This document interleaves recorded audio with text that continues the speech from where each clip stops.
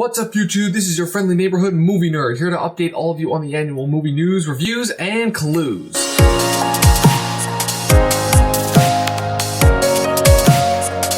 So, Season 2 of the critically acclaimed Marvel TV series Daredevil has dropped on Netflix, and holy shit, what a great season. You've got the Punisher, you've got ninjas, you've got Elektra, Karen's back, Foggy's back, Stick's back, even the Kingpin's back. So, of course, I had to do, in the spirit of YouTube, I had to do a quick recap of the season because it was such a good season, because Season 1 was a game changer for Netflix and everything that movies and TV stood for as it was, but then Season 2 just upped the ante. So this video is going to be a quick recap of the season, but it is going to be filled with spoilers. So if there's anyone out there who hasn't seen Season 2, my advice, pause this video, go watch all 13 episodes of Season 2, and then come back and finish watching this video. Alright, without further ado, here we go. This is my recap and analysis of Daredevil Season 2.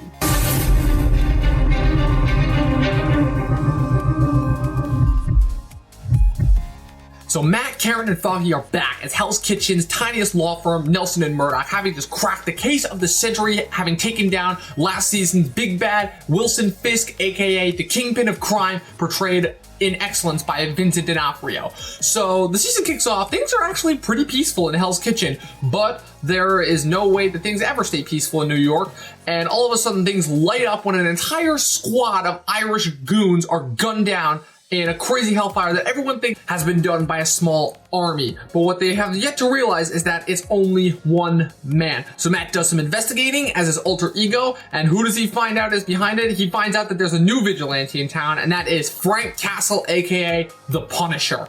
Now, we've seen the Punisher on screen before. We saw him back in the 80s, played by Dolph Lundgren. We saw him in 2004, played by Thomas Jane, and we saw him in 2008, played by Ray Stevenson. None of which were great versions, but can I just say, I was on board when he was first cast, and after seeing him in action, I can officially say Jon Bernthal is the Punisher. Oh my god, not just portraying the brute killing machine that he was, but also the level of emotion that he was able to bring to the role.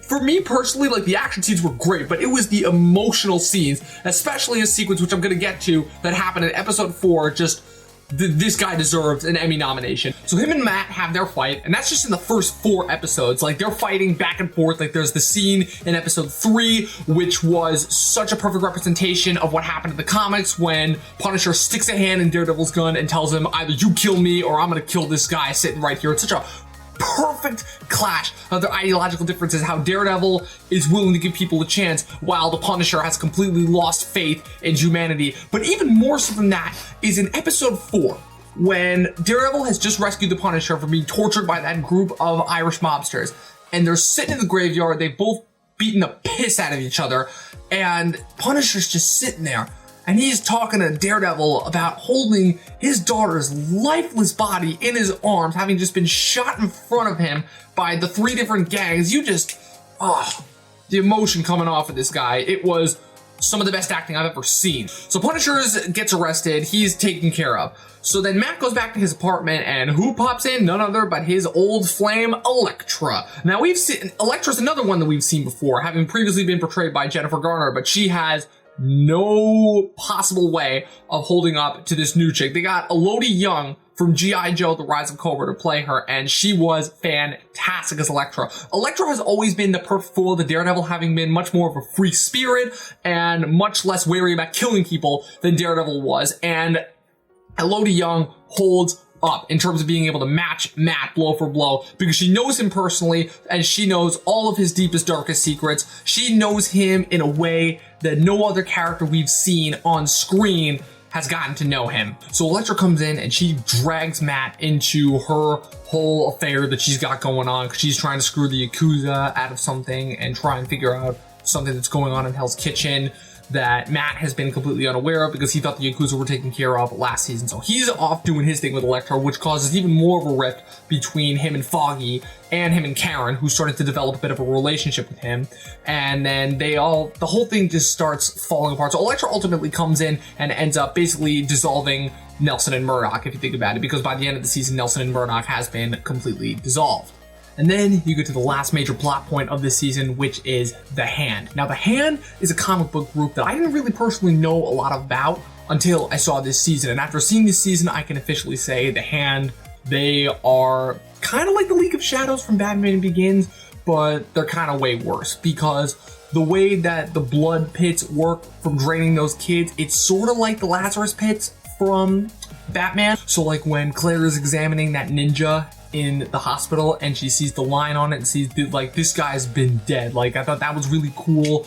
And just the one thing I didn't like though was how they reintroduced Nobu as kind of like the head honcho, and A, after he'd been burned alive in season 1, but also B, is that in season 1, Nobu never struck me as the kind of guy that took charge and gave orders. He was more the guy that took orders, like the way that he so willingly was able to put himself on the line in order to kill Matt for Kingpin. So that was the one thing among a few other things that I had a problem with this season. So you got all the old characters back. Charlie Cox is back doing his fantastic job as Daredevil. You got Deborah Ann Woll back as Karen, who really expanded on her character from last season. Like, Karen was a character who could have been a very cliched character, but she has grown so much as a character and a person. Like, her evolving relationship with the Punisher, like, she ended up having a bigger relationship with the Punisher throughout the series than Daredevil does, and that really helps to contribute to her character. You also got Eldon Hansen back as Foggy. Now, Foggy is a character that a lot of people, it would be easy for them not to like him, but Foggy is really our viewpoint, like the audience's viewpoint, as if we were inserted into that crazy world of superheroes and whacked out vigilantes and all that stuff, because Foggy and his relationship with Matt is one of the strongest relationships that this series has, and the way that he feels when Matt just so easily tosses everything that he values aside, like their friendship. Like, Matt is just completely tosses aside this really hard Frank's case, which they end up taking in order to go off gallivanting with Elektra, and Foggy takes that personally. And after a while, Foggy just says, you know, enough, I've had it. You have screwed me over so many times, and I just can't take this anymore. And in the end, Foggy ends up going to work for Carrie Ann Moss from Jessica Jones. So that's going to be interesting to see when they come back for season 3, how that's going to play out.